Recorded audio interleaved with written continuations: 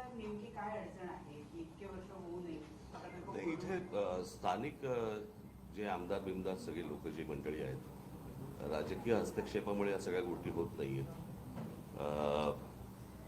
मागे मी एकदा नितीन गडकरींना मी फोन केला होता या बाबतीत. मी त्यांना विचारलं होतं, मी एकदा बोललो पण होतो, पण गडकरींनी मला याचं उत्तर दिलं होतं की कॉन्ट्रॅक्टर कंटाळून निघून गेले. आता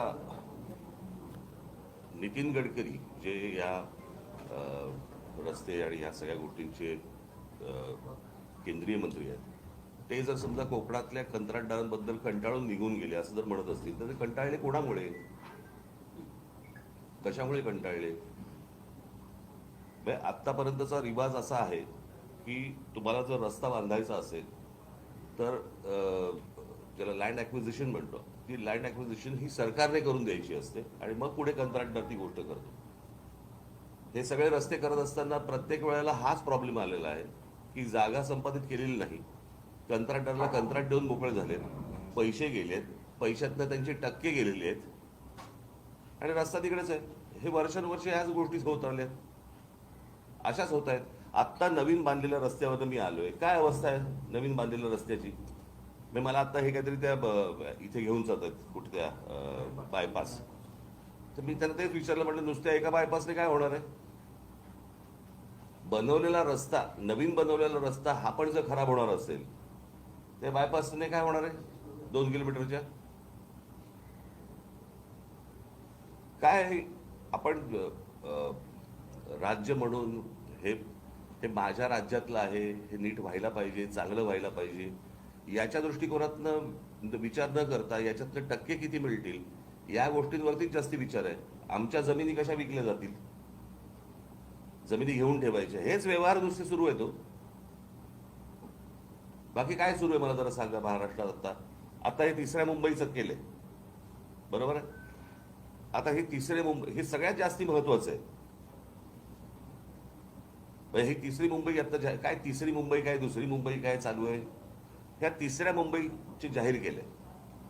आता मी तुम्हाला साधी गोष्ट फक्त वाचून दाखवतो. या 3ऱ्या मुंबईमध्ये काय गोष्टी येणार आहेत, तर इथे educational city, medical city, sports city, data centre, global capability centre, संशोधन संस्था आणि बीकेसी पेक्षाही मोठं व्यावसायिक केंद्र उभारलं जाणार आहे. आंतरराष्ट्रीय विद्यापीठ, जागतिक तंत्रज्ञान कंपन्या आणि उच्च मूल्य सेवा उद्योगांना आकर्षित करण्याचा प्रयत्न सुरू आहे. म्हणजे इथे 3ऱ्या मुंबईमध्ये तुम्हाला काय आणायचंय हे महाराष्ट्राला माहिती आहे का? महाराष्ट्राची मुलं मुली तयार आहेत का या गोष्टींसाठी? म्हणजे आपल्याकडचा जो कोणी शेतकरी आहे, आपल्याकडचा जो कोणी जमीनधारक जो आहे, तो फक्त माझी जमीन मालक एवढाच राहणार आणि त्याच्या समोर ही 3री मुंबई उभी राहणार, काय ह्याला काय करायचंय ते, आणि तो फक्त बघत राहणार. म्हणजे ह्या संपूर्ण पेण, पनवेल, उरण ह्या सगळ्या भागातली जी रायगड जिल्ह्यातली जी मुलं आहेत, मुली आहेत, त्यांना काही सांगणार आहोत का आपण? त्यांना काही तयार करतोय का आपण? की परत बाहेरच्या राज्यांमधून लोक येणार, पुन्हा इथे नवीन वसाहत होणार? आज जे पुण्याची वाट लागली आहे, जी आपल्या बाकीच्या शहरांची जी वाट लागते, बाहेर कळतंय, बाहेरच्या राज्यांमध्ये कळतंय की काय होणार आहे, त्याप्रमाणे त्यांच्या पोरापोरींना तयार करतायत ते आणि महाराष्ट्रात पाठवत आहेत. आणि आमच्या महाराष्ट्रातल्या मुला मुलींना काही माहित नाही की इथे काय होणार आहे, काय घडणार आहे. त्यांना कोणतीही गोष्ट सांगितली जात नाहीये की बाबा तुम्ही कुठच्या गोष्टींच्या तयारीला लागा, आपल्याकडे काय गोष्टी येणार आहेत, काही माहिती नाही. शहरं उभी करायची, रस्त्याची वाट लावून टाकायची, त्याच्यामध्ये जमिनी विकायच्या आणि जमिनी विकणे एवढा एकमेव धंदा महाराष्ट्रात, कोकणात तर सर्वात जास्ती. कधी कधी वाटतं आता कुठच्याही डेव्हलपमेंटला विरोध करण्यासारखं काही नाहीये, परंतु कोकणाची परिस्थिती पाहिली तर डेव्हलपमेंट नको अशी परिस्थिती आहे आज. तर ती जर समजा स्थानिक लोकांच्या जर वाट्याला येणार नसेल तर ही डेव्हलपमेंट काय करायची? म्हणजे स्थानिकांच्या काय म्हणतो त्याला जीवावरती ह्या सगळ्या गोष्टी उभ्या करायच्या, त्यांच्याकडनं जमिनी घ्यायच्या आणि त्यांना उद्ध्वस्त करायचं. हा जो जमीन मालक आहे हा काय करेल मला जरा सांगा ह्याच्या पुढे? त्यांची मुलं पोरं पोरी काय करतील?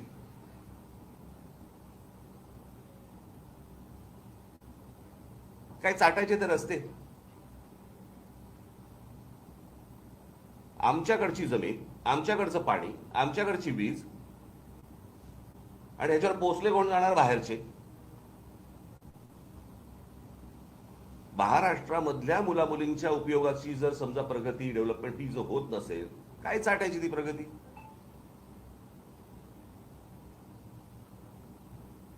हे कोणासाठी सुरू आहे? मोठे जमिनीचे तुकडे काढायचे, अरे ह्या सगळ्या आता कुठून डेव्हलपमेंट होते ह्यांच्या लोकांना माहिती आहे, आमदारांना माहिती आहे. हे जमिनी घेत सुटणार आणि मग ते सरकारला विकणार. मग सरकार कोणाला तरी अजून कुठचे उद्योग अदानी बिदानीला देणार, त्याच्या घशात घालणार. हेच सुरू आहे. आपण आपली पत्रकार परिषद घेत बसू. मला असं वाटतं स्थानिकांना ही गोष्ट समजणं गरजेचं आहे. त्यांनी या गोष्टींना विरोध करणं गरजेचं आहे.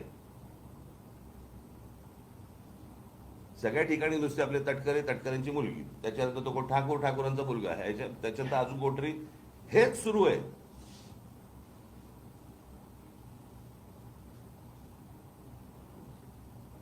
आणि आमच्या लोकांना समजत नाहीये की काय प्रकारचं पुढे काय त्यांच्या समोर आयुष्यात वाढून ठेवलेलं आहे. का आईने अंधकार निवडणुकीच्या तोंडावरती फक्त पैसे घ्यायचे आणि काही जे काय आता पैसे वाटायचे, बस मतदान होत आहे, आमदार निवडून येत आहेत, खासदार निवडून येत आहेत, आमच्या पायाखालच्या जमिनी जात आहेत, जाऊ देत. असाच महाराष्ट्र विकला जाणार. सर्वाधिक उद्योग किंवा सर्वाधिक गोष्टी या रायगड जिथे आपण आता आहोत या संपूर्ण परिसरामध्ये मोठ्या प्रमाणात होताना दिसत आहेत. पण इथेच पालकमंत्री पदावरून वाद सुद्धा सातत्यानं, मला ते फालतू गोष्टी आहेत, त्या अत्यंत फालतू गोष्टी आहेत. पालकमंत्री, पालक म्हणजे कोण? आईबाप ना. यांना आईबाप मानायचे का? माझं मत आहे, सरकार नावाची एक गोष्ट असते. सरकारने ह्या गोष्टींचे निर्णय घ्यायचे असतात. सरकारने आपल्या लोकांचं जे काही हित आहे ते सांभाळायचं असतं. हे काय पालकमंत्र्याचं काम नाहीये ना. म्हणजे आता त्या सिंगापूरच्या कुठच्याही कंपनीला सांगितलेलं की 30 आठवड्याच्या आत आम्हाला संपूर्ण आराखडा आखून द्यायचा आहे. माहितीये का रायगडला? आमच्या मुलामुलींना माहिती आहे का कोणत्या प्रकारचे जॉब्स येणार आहेत? काही कल्पना आहे का आपल्याला? काही माहिती नाहीये.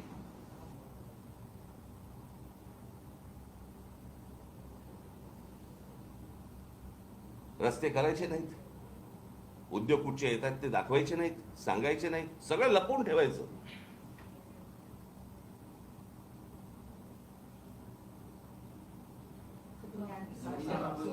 सोयीस्कर सर्वसामान्य लोकांना अंधारात ठेवलं जाते.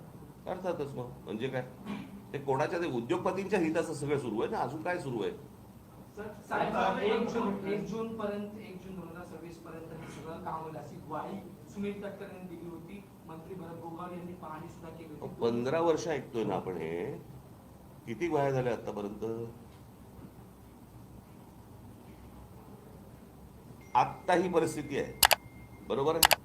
परत तुम्ही उद्या येणारच आहात गणपतीच्या वेळेला. आमच्या चाकरमानी कसे अडकले आहेत आणि मग कसे खड्डे पडले आहेत. वर्षानुवर्ष ते, मला असं वाटतं 15 वर्षापूर्वीचं फुटेज काढून तुम्ही आत्ता दाखवलं तरी तेच आहे. नवीन कशाला पाहिजे तुम्हाला? यावर्षी सुद्धा तेच चित्र आहे. कारण अनेक चाकरमानी रस्ता खराब असल्यामुळे ट्रेनचा पर्याय घेतला. तर अजूनपर्यंत 30 गोष्ट सुरू आहे असं कोणाला असं वाटतं का तुम्हाला?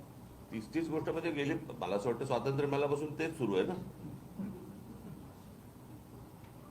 आपल्याकडे अजूनही कोणत्या प्रकारचे नवीन विषयच आहेत नाही निवडणुकीला. आम्ही नोकऱ्या देऊ, आम्ही पाणी देऊ, आम्ही रस्ते देऊ, हेच सुरू आहे अजून. मी मागे एकदा माझ्या मुलाखतीमध्ये मी सांगितलं होतं, मी एकदा स्वित्झर्लंडला गेलो होतो, बरीच वर्ष झाली त्याला. आणि तिथे गेल्यानंतर मला सगळी तो देश फिरत असताना मला पहिला प्रश्न पडला, तिथला विरोधी पक्ष भांडतो कशावर? सगळं सुंदर आहे, सगळ्या नोकऱ्या आहेत, गाड्या आहेत, सगळं छान आहे. पण तिकडचा विरोधी पक्ष काय म्हणतो? काय देऊ? आपल्याकडे हेच सुरू आहे. वर्षानुवर्ष आपण त्याच विषयांवरती निवडणुका लढतो, तेच विषय सुरू आहेत. का आई त्याच्यामध्ये बदल नाही? तुम्ही सर, आता मानगाव रस्ते- तिसऱ्या मुंबईवरती बोललात, परंतु मुख्यमंत्र्यांकडून असं वारंवार सांगितलं की जेव्हा कुठे विकास होत असेल तेव्हा सुरुवातीला विरोधकांकडून विरोधच होतो, त्यानंतर अरे विकासाला विरोध नाहीये, माझं म्हणणे माणसांना अंधारात ठेवू नका.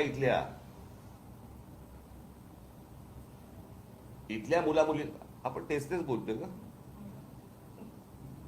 सर, एक प्रश्न माणगाव आणि रोहा यामध्ये मुंबई दिल्ली कॉरिडॉर येणार होते आणि त्यासाठी शेतकऱ्यांची सुरुवातीला भूसंपादन जागा काढण्यात आली आणि तेव्हा सांगण्यात आलं होतं की रासायनिक जे कारखाने आहेत ते येणार नाही.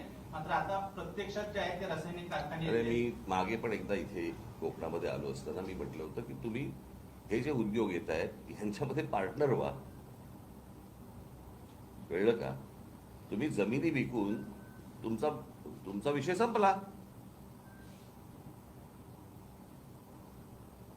आपण एक त्यातलं सुंदर उदाहरण जर समजा आपण बघितलं तर पुण्यामध्ये मगरपट्टा, बरोबर आहे. सगळे शेतकरी एकत्र आले, सगळ्या शेतकऱ्यांनी मिळून एक मोठ्या प्रकारचा एक प्रकल्प उभा केला, बरोबर आहे. ते जमीन मालकही राहिले आणि प्रकल्पाचे मालकही राहिले. मग ही गोष्ट आपल्या महाराष्ट्रात इतर ठिकाणी काय नाही होत?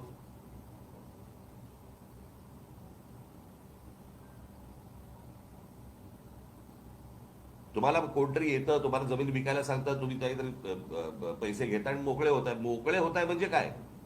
मी अनेकदा सांगत आलेलो आहे, तुमचं अस्तित्व ही तुमची जमीन आहे. तुमच्या पायाखालची जमीन गेली की तुम्ही कोणत्याही भागाचे कोणी नाही आहात. तुमचं अस्तित्व संपलं. हे रासायनिक कारखाने बिरखाने खूप नंतरची गोष्ट. पहिली जमीन विकणं, इथून पहिली सुरुवात आहे.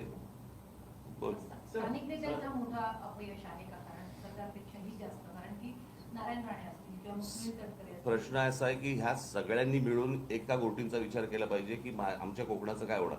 हे बघा, प्रश्न असा आहे की हे जर समजा सगळे आमदार एका आवाजात बोलले असते तर इतकी वर्ष लागली असती का रस्त्याला?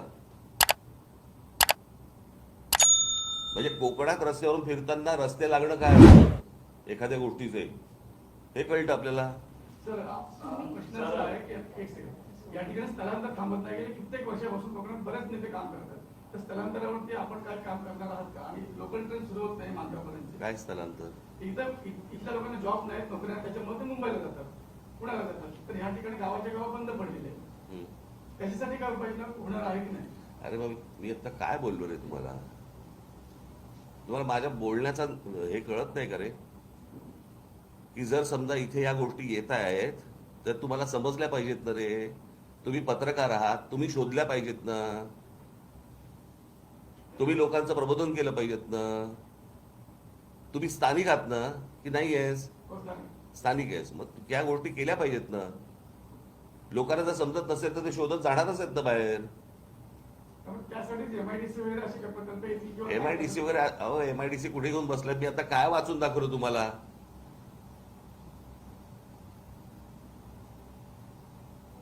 सरकारचं इथे काय आणायचं चालू आहे आणि इथल्या लोकांना, स्थानिकांना माहिती नाहीये इथे काय येणार आहे.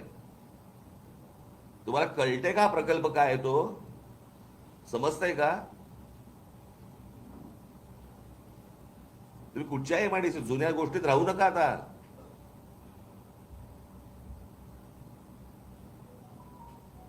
सर, मुंबई गोवा महामार्गावर खारपाडा आहे आणि सुकेळी किल्ला अशा 40 किलोमीटरच्या अंतरामध्ये टोल आहे आणि त्याचा भूदंड मोठा पडणार आहे. असं तर एकदा सर तुम्ही सांगितलं की केंद्रीय मंत्रींनी स्वतः हात टेकलेले, मग याच्यात सोल्युशन काय आहे? 17 वर्षात जर एखादा प्रकल्प रखडतो, मंत्री होऊन जातात, आमदार येऊन जातात, सरकार बदलतात, मग आता याच्यावर सोल्युशन काय? कारण 1.5 वर्षांपूर्वी बघा याच्या आंदोलन पण केली. म्हणून मी तुम्हाला सांगतो ना की ह्या सगळ्या ह्याच्यामध्ये सोल्युशन हे सत्ता बदल एवढंच आहे. माणसं बदलणं गरजेचं आहे. जर समजा तुम्हाला इतकी वर्ष तर 30 माणसं तुम्ही निवडून देणार असाल आणि त्याच विषयांवरती जर समजा तुम्ही बोलणार असाल, उपयोग काय त्याचा? जे निवडून येत आहेत ते म्हणतात ह्यांना काही फरकच पडत नाही, रस्ता चांगला करा तर वाईट ठेवा. हे काय निवडणुकीच्या वेळेला आम्हाला निवडून देत आहेत, कोणत्या का मार्गाने असे ना. एकदा हा तुम्ही त्यांचा भ्रम तोडत नाही तोपर्यंत काहीच होणार नाही. त्यांना धक्के दिल्याशिवाय कुठेही तुम्हाला बदल आढळणार नाही. दोन साहेब, दिवसापूर्वी तुम्ही नाशिकचा दौरा करून आलात आणि नाशिक पुणे जो रस्ता आहे रेल्वे मार्ग जो आहे तो बदलण्यात आलेला आहे. आता आज तिथे आंदोलनं होत आहेत, तो रस्ता बंद पाडलेला आहे. जो मूळ मार्ग आहे तोच मार्ग थेट नाशिक पुणे असाच मार्ग मला आहे. माहिती नाही, मला मी पाहिलं नाही, बघतो. साहेब, रायगड पासून ते सिंधुदुर्ग मालवण पर्यंत तेच नेते आणि तेच आमदार खासदार निवडून येतात. पण मागच्या निवडणुकीचं चित्र जर पाहिलं सोशल मीडियावर अनेक वेळी आले की धमकावलं जात होतं मतदारांना, जर मतदान दिलं नाही तर तुमचा निधी बंद केला जाईल, आणि ह्या सगळ्या भीतीतून मतदारांनी मतदान केलं असं. समजा निधी येतोय असं पकडूया, तरी काय बदल होतोय? कोणता निधी येतोय जो बंद करायची धमकी दिली जाते? येऊनही उपयोग नाही ना, परिस्थिती बदलते का काही? मग मतदारांनी या गोष्टींचा विचार केला पाहिजे. जोपर्यंत या गोष्टींचा विचार करत नाही तोपर्यंत काही गोष्टी घडणार नाही. असंच चालू राहणार. चला, गरजा हिंदुस्तान चॅनलला सबस्क्राईब करा आणि ताज्या घडामोडी जाणून घेण्यासाठी बेल आयकॉनवर प्रेस करा.